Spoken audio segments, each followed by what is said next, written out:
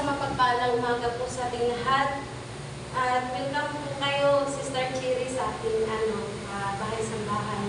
Galing na pala dito yung sister natin at ngayon ko lang yun. Oo, dahil na lang kasama yung mga kasi nga Lord's Act, Brisa. Ayan, kasi nag-iba na yung mukha niya, dalagang-dalaga na siya.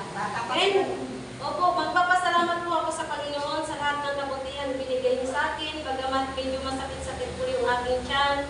Sabi ko po pagabi, Lord, tulungan mo po ako bukas na makapagsimba kasi masakit po talaga yung tiyan ko. Umiinom po ako ng pampakapit para po,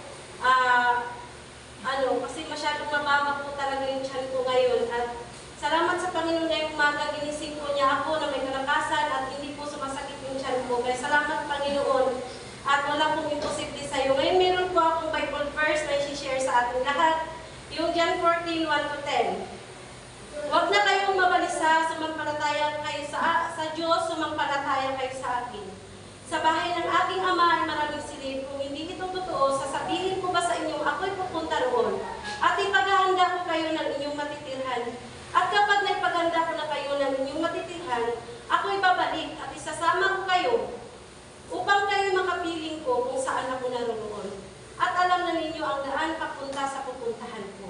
Sinabi sa kanya ni Tomas, Panginoon, hindi po namin alam ang pupuntahan mo. Paano po namin malalaman ang daan? Sumagot si Jesus, ako ang daan, ang katotohanan at ang buhay. Walang makakapunta sa Ama kundi sa pamamagitan ko. Kung ako'y kilala na ninyo, kilala na rin ninyo ang aking Ama. Mula ngayon ay kilala na ninyo siya at inyo nang nakita. Sinabi sa kanya ni Felipe, Panginoon, ipakita po ninyo sa akin ang Ama, amin ang Ama, at masisiyahan na kami. Sumagot si Jesus, Felipe, kay tagal na ninyo akong nakakasama. Hanggang ngayon ba hindi niyo pa ako kilala? Ang nakakakita sa akin ay nakakakita sa Ama. Bakit mo sinasabing ipakita mo sa amin ang Ama? Hindi ka ba naniniwala sa akin na ako'y nasa Ama at ang Ama ay nasa sa akin? Hindi sa akin ang gagaling ang lahat ng ito. Ngunit ang Ama na nasa akin ang gumaganap ng kanyang mga gawain. Sa Matthew 14:13, ano man ang hingin ninyo sa pangalan ko ay gagawin ko.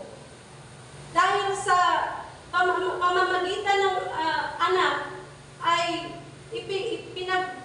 para sa ikararangal ng Ama ay sa pamamagitan ko. Dahil ako at ang Diyos ay isa. Sa John 10:30 po.